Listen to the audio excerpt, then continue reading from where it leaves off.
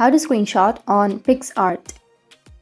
So if you want to screenshot on Picsart, then first you need to open up your Picsart application. So launch the application. Once you launch, make sure to log into your account. Now, once you have this kind of interface, you can simply tap on any image that you would like to edit. So I'll just simply go with a random image.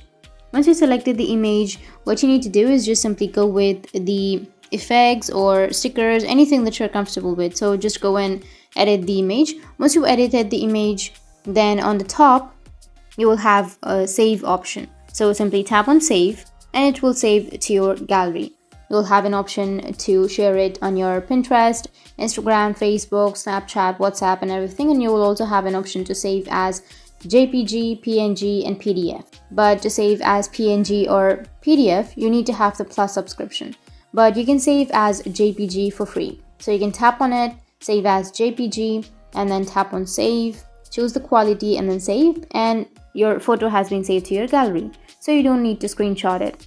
But even after that, if you want to screenshot, then you can just simply randomly take a screenshot as you do always. So that's how you can screenshot on Picsart, and if you have any questions, feel free to comment below. Thanks for watching.